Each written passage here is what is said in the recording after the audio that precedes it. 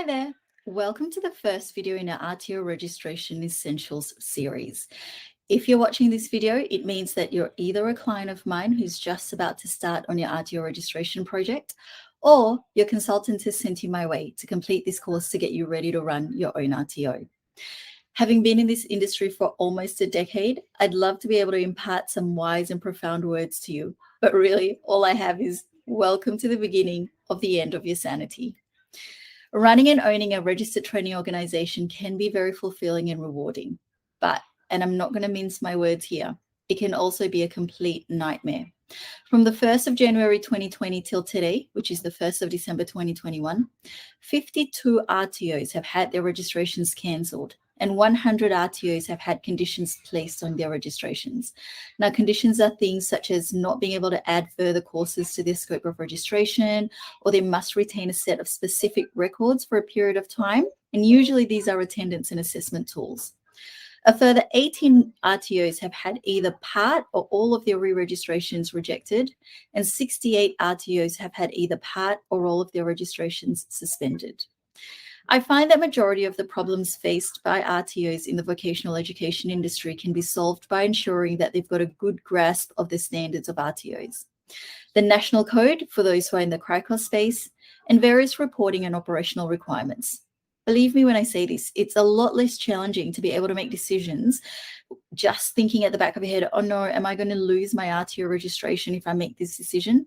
If you've got strong foundational knowledge on compliance. So in this video, we'll cover the registration and project process, introduce you to the laws and regulations you're expected to comply with, the role ASQA plays in the vocational education sector, and resources I've found to be invaluable to help you not just through this registration project, but also for when you're approved for registration. Before we delve further into it, I want to give you a brief overview of how I've structured this course. There are 3 modules in total. We've got the introduction module, the Standards for RTOs 2015 module, and the National Code 2018 module. If you're not registering for CRICOS, you won't have to go through the 3rd module. In each module, you'll have bite-sized learning videos with actionable items for you to complete, an overview of each module, downloadable materials which you can find in the resources section, and a quiz at the end of each module. You must attempt the quiz and obtain a 100% score in order for you to receive a certificate at the end of the course. You've got 3 opportunities to complete the quiz before it locks you out. If you don't get all of the questions correct, at the end of the quiz, it'll inform you which questions you didn't get correct so that you can revise on those questions again before attempting the quiz a 2nd or a 3rd time around. I strongly encourage you to ensure you're copacetic with the content covered before attempting the quiz. Okay, so let's talk about the registration process. By now, you'd have received a link to access your project board, which outlines each item and each phase of your registration project. Do bear in mind that everyone's project boards are different because everyone's got different backgrounds, different experiences, and different requirements and needs. So if, say, for example, you've been in the industry for 15 years, your project board to have your RTO registered is going to look very different to someone who's never had industry experience at all. Okay, so let's have a look at a typical board. As you can see, there are 4 phases in this project, with the first phase being the pre-planning phase. Now, these generally involve tasks similar to when you're starting up any business. So things like speaking to your accountant, speaking to your lawyer, getting your business structure set up correctly, undertaking market research and competitor analysis, as well as understanding the industry thoroughly. Okay, second phase, I've broken them up into 4 mini phases. Now, phase 2A basically covers all of your RTO's policies, systems, and processes. Phase 2B are items relating to your assessment strategies and learning and assessment resources. Phase 2C involves tasks relating to your staff members, both training and operational staff. Phase 2D are activities that needs to be completed relating to your premises, your equipment, your furniture, and tools. Okay. The 3rd phase is the lodgement phase. The activities outlined in these phases are the final bits that needs to be completed prior to the lodgement of your application with ASQA, such as having your accountant sign off on the FERE tool and completing the fit and proper persons declarations. Finally, the audit phase. These tasks include preparing for audit and responding to communications from the auditor or the ASQA team promptly.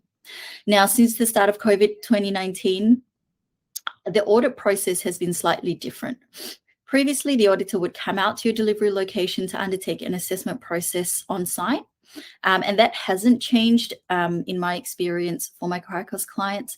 However, if you are undertaking an RTO registration process where there is no reason for them to come out, for example, if you are doing a trade, if you're going to be delivering trade courses like carpentry, for example, they'll still come out to have a look at your workshop and all of your practical items.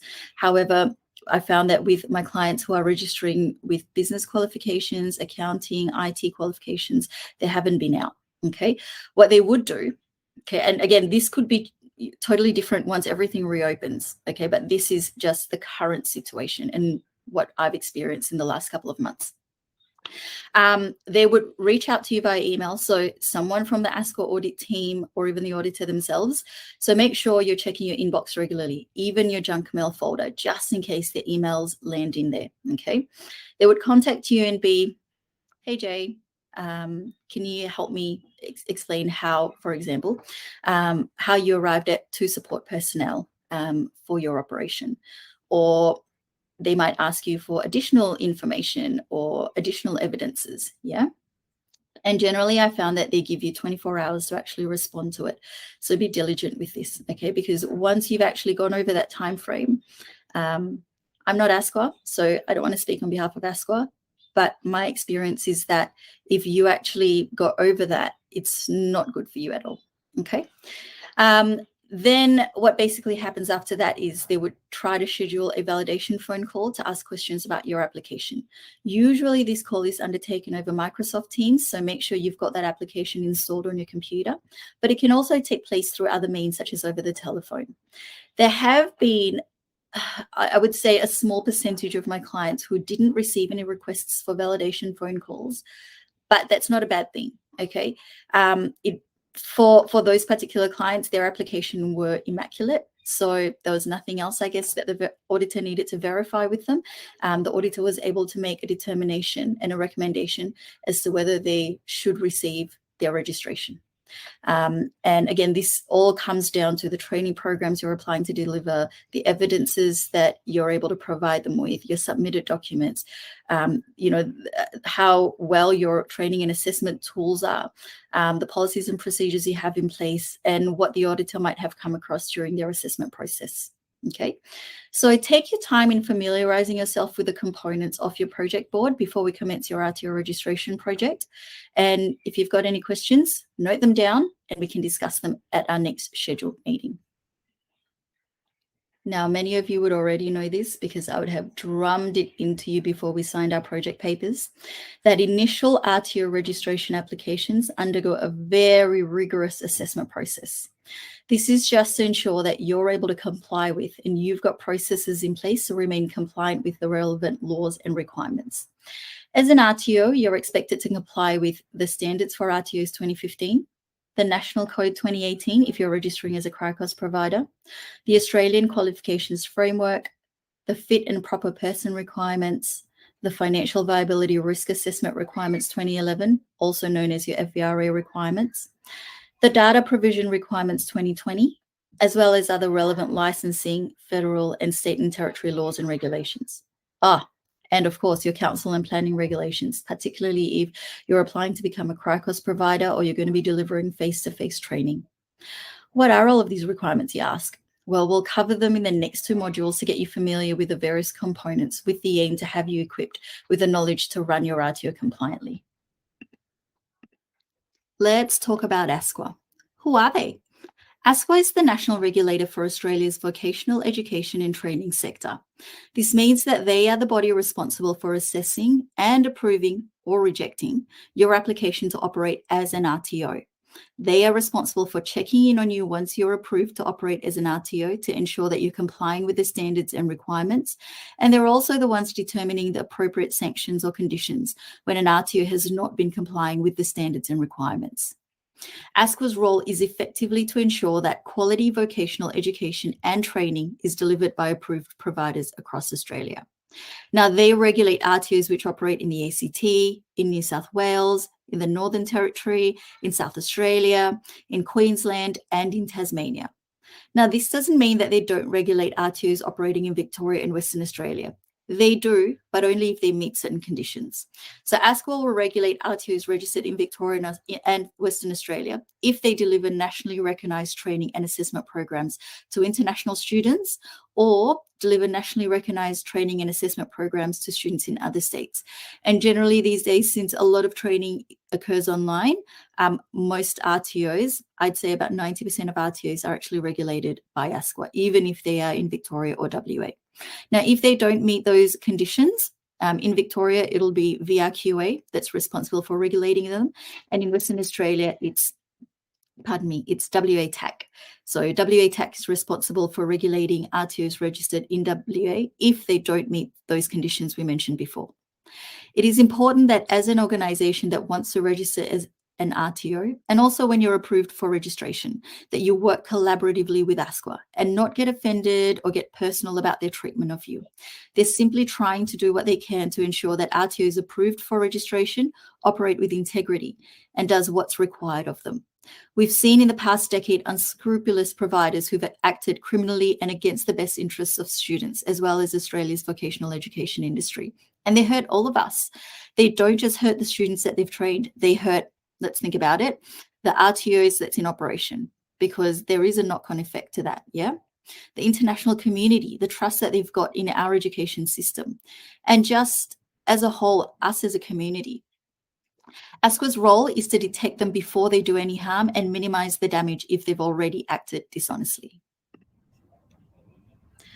As part of your registration process, and even when you start operating as an RTO, you'll find that you'll need to look up reputable and reliable sources of information to help you strategize and make decisions for your RTO. I'm about to introduce you to a bunch of websites and platforms which I think you'll find highly invaluable, and I encourage you to bookmark them so that you can easily navigate to them in the future. First on the list, we've got ASQA's website. We've just learned about who they are. Now you get to check out their website. This is where you'd go to find out more information about compliance, about the standards, the national code, about ASQA's audit focus and activities, and even to log into your portal to lodge your application to register for your RTO. Now, this portal is also where you can check on the progress of your application process once you've lodged that application. And later down the track, if you want to update any information relating to your RTO, so for example, like your phone number, your email address, your delivery location, you can do that through the portal as well. You can also add or remove courses from your scope of registration through this portal, upload your third-party agreements if you enter into any, and there's also a lot of other activities that you can do through that portal. So it's a good idea to get yourself familiar with this website and its content. Next, we've got the National Register of Vets website. This is where you can find information about all of the nationally recognised training programs, from units to skill sets to qualifications, regardless as to whether they're current units or current skill sets or current qualifications, or if they've already been superseded. And it's also where you can find registration information and reports about your RTO or even other RTOs, regardless whether they're currently registered or whether their registration has already been cancelled. The National Register also publishes information that may be of interest to you, such as training awards, grants programs, changes in training packages, as well as legislative updates. If you're registering as a CRICOS provider, the Department of Education, Skills and Employment's website contains a lot of useful information to help you understand the international student landscape better. I personally find the data visualizations they provide to be of the greatest value, as it shows you the trends country by country, which courses and course levels the student are enrolled into month by month, and even a breakdown of the broad field of education. You can use this information to prepare your business plan, strategize on the markets you're going to focus on, and set goals for your RTO. Here we've got the NCVR website. This is another useful source to help you with business planning, goal setting and strategizing for your RTO. You can find a plethora of research data, statistics, data collections, surveys, and data visualizations on the Australian Vocational Education and Training System. It is one of the first resources I usually go to when I'm strategizing for my own RTO. And I want data to help me understand the demographic of students undertaking vocational training, the trends in vocational education, and even data on government funding.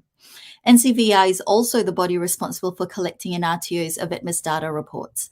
For most RTOs, AVETMISS data reports are to be lodged to NCVR by the close of business, that means by 5 Australian Eastern Daylight Time, on the 28th of February each year. Now, the portal actually closes at that 5 p.m. So if you try to lodge it at like 5:05, it's not going to accept it. The only exception is when the 28th of February falls on a weekend, like this year. Then the AVETMISS data reports are due on the Friday preceding the 28th of February. Okay. RTOs who receive government funding will obviously have to submit their AVETMISS data reports more often, and each state or territory has their own deadlines. The Australian Qualifications Framework's website contains easy-to-reference information about the various AQF levels. The descriptions provided for each AQF level will help you understand what knowledge and skills are required from graduates at each level of the Australian Qualifications Framework. I found this particularly useful when I first entered the vet space and didn't quite understand the requirements at the various AQF levels, but this website's got amazing, really simple to understand language in helping you understand what's expected from a Cert 1 graduate, what's expected from a Cert 3 graduate, what's expected from a diploma level graduate, and so on and so forth. This is the Australian Industry and Skills Committee's website. This is where you can learn more about the SSOs, which are Skills Service Organisations, and IRCs, which are Industry Reference Committees. You can also check which training packages are under review on their website. I'll be honest, I don't really use many of the resources provided on this website as it's not really relevant as the other websites, but it's still useful to know what information you can find on here, particularly where you're going through the registration process and you want to add a particular course to your registration application. You want to make sure that when you purchase those resources, that particular qualification isn't going to be superseded in the next few weeks or in the next few days. MySkills is the National Directory of Vocational Education and Training. This is the platform students can use to find a suitable training provider for their career goals. When you're registered as an RTO, you'll also have a listing on this page, and it's absolutely free of charge. I generally use this resource for competitor analysis purposes. So on this platform, I can find other RTOs around me or even in other states that are offering similar courses, the average course fee and duration for the specific training program, whether government funding is offered by my competitors, and even if online options are available. Next, we have the Australian Apprenticeships website. It's very similar to the MySkills website, but it's specifically targeted towards prospective apprentices or trainees. This is where students would jump onto to look for or to connect with employers who want to hire apprentices and trainees, or to connect with the group training organizations, so organizations which hire and train apprentices and trainees and place them with host employers. Another valuable Australian government initiative which you'll find quite useful is Job Outlook. Job Outlook is a platform where you can explore careers and even use the career quiz to help your prospective students determine if the training you provide is a good match for them. I find the data and statistics for the various occupations particularly useful when I'm deciding on whether a course would be in demand or whether I would be servicing an industry or occupation that is waning in popularity and in need. The second last resource on our list here is the Labour Market Information Portal. I couldn't stress how invaluable this website has been to help me understand where the future funding allocations may be and what areas and industries are in great need of vocational training. You can find information about skills shortages, future employment trends, right down to the region you want to service, and they also provide a library of employment reports, publications, and projects, which you'll find extremely helpful. Lucky last, we have the Australian Business Statistics website. We all know that the ABS is Australia's national statistical agency, and you can find just about any piece of independent, reliable, and measurable data. I tend to refer to the information in the economy, labour, and industry sections of this website because they're the ones which help inform my business decisions and help me set plans and strategies for my RTO. Now that we've covered the foundational information, let's move on to the standards. If you have any questions, note them down and you might learn more about them in the coming modules, or we can discuss them at our next project meeting.